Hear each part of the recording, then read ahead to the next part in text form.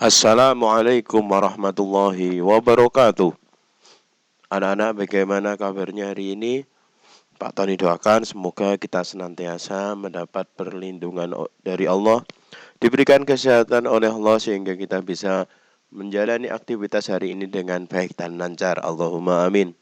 Ketemu kembali dengan saya Pak Tony dalam pelajaran pendidikan agama Islam. Sebelum kita mulai, seperti biasanya anak-anak, marilah kita berdoa dulu supaya nanti ilmu yang kita dapatkan bisa bermanfaat fid dini wa dunya hatal akhirah. Allahumma amin.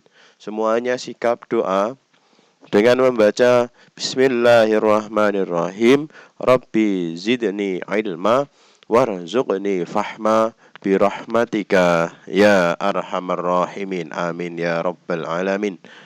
Anak-anak, hari ini kita akan belajar bab 2, yaitu iman kepada Allah dan Rasul. Sebelum kita mulai pelajarannya, seperti biasanya siapkan alat tulis kalian dulu. Mulai dari pensil, pulpen, dan buku. Silahkan catat materi yang ada di video ini.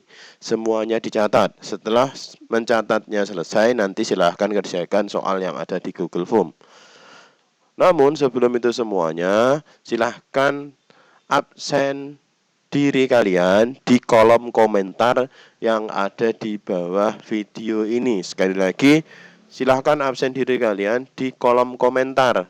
Misalnya, Dini hadir Pak, misalnya Sandi hadir Pak, dan lain-lain. Sebagai bukti kalian sudah melihat video pembelajaran ini.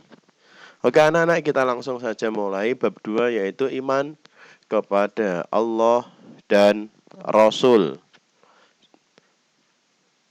Arti iman kepada Allah.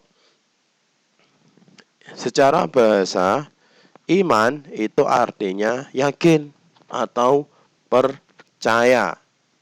Jadi iman itu artinya percaya atau meyakini.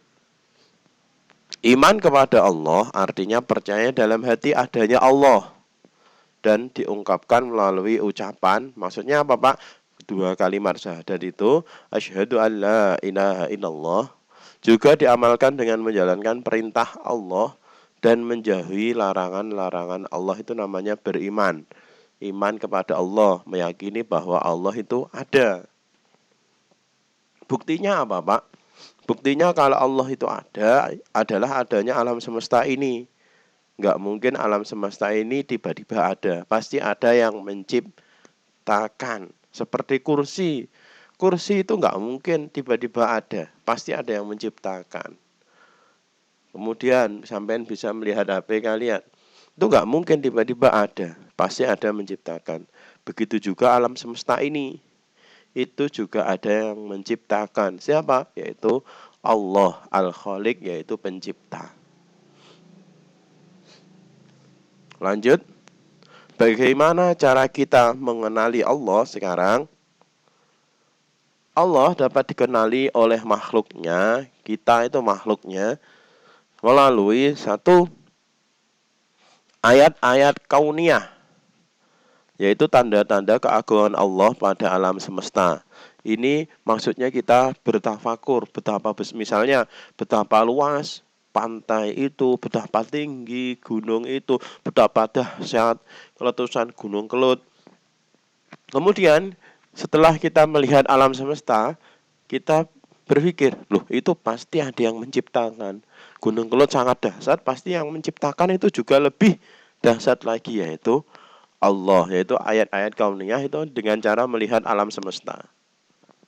Dua, ayat-ayat kauliyah, yaitu mengenal Allah dengan mempelajari Al-Quran. Karena di Al-Quran itu banyak dijelaskan tentang sifat-sifat Allah. Kemudian C, melalui Asmaul Husna. Kita akan bahas satu persatu, anak-anak silahkan nanti ditulis. Yang pertama, mengenal Allah melalui ayat-ayat kauniyah, yaitu melalui dengan cara melihat alam semesta. Kalian lihat, ini ada planet dan isinya. Semua planet itu berputar mengelilingi matahari sesuai dengan garis edarnya. Ini enggak bertabrakan. Lah, kalau nggak bertabrakan, berputar secara teratur, pasti ada yang mengaturnya, yaitu Allah. Ini berputar sesuai dengan garis orbitnya. Kemudian kalian lihat ini Gunung Bromo.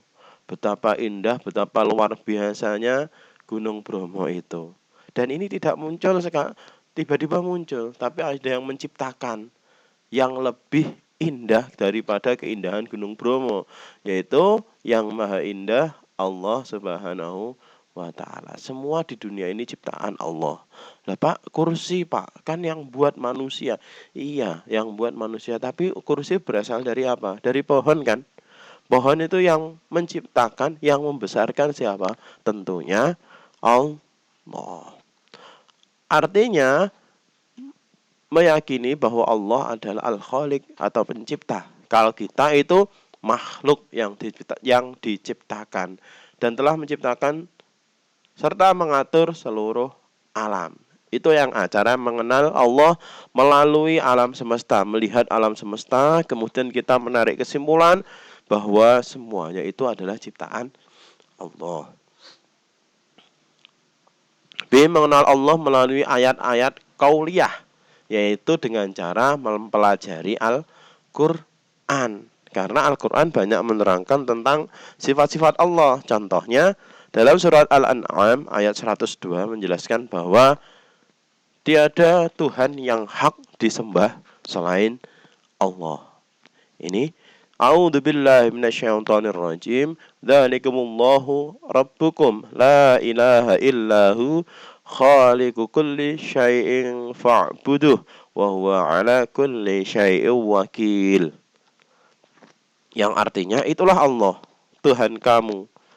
Tidak ada Tuhan selain Dia, pencipta segala sesuatu, maka sembahlah Dia.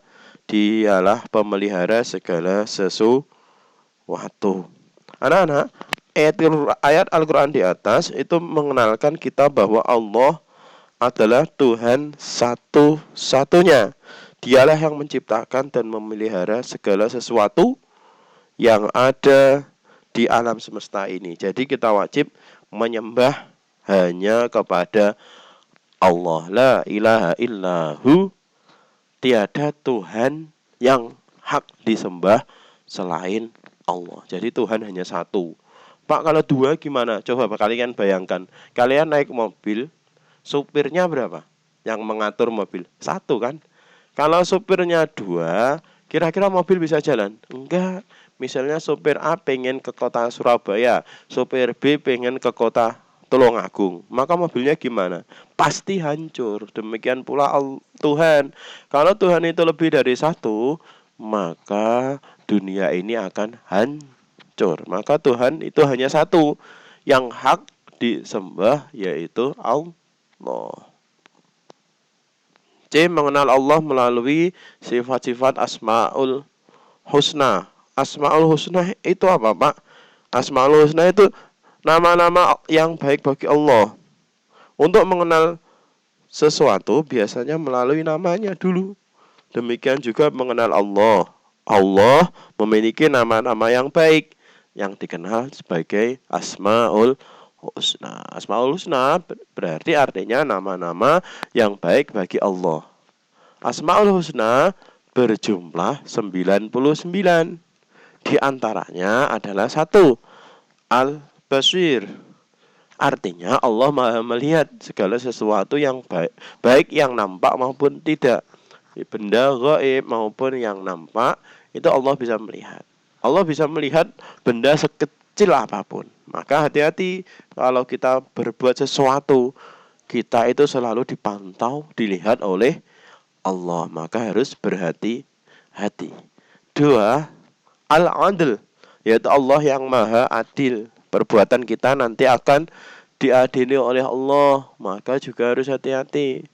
Allah itu adil menciptakan manusia. Allah adil menciptakan ikan. Semuanya sudah dipertimbangkan secara adil. Karena Allah mempunyai sifat al-adlu, yaitu Allah Maha Adil. 3. Al-Azim, yaitu artinya Allah Maha Agung. Allah itu tidak membutuhkan makhluknya dalam menciptakan sesuatu, karena Allah bisa berdiri sendiri, tidak butuh dengan kita. Malah kita yang butuh Allah. Itu anak-anak pembelajaran hari ini. Silahkan nanti tulis seperti biasanya, seperti ditulis di buku tulis materi ini. Dan jangan lupa absen diri kalian di kolom komentar. Setelah itu silahkan kerjakan soal yang ada di Google Form yang Pak Tony kirim linknya nanti. Oke anak-anak, kita akhiri dengan bacaan tahmid bersama-sama. Alhamdulillahirabbil alamin. Sekian dari Pak Tony. Selamat belajar. Wassalamualaikum warahmatullahi wabarakatuh.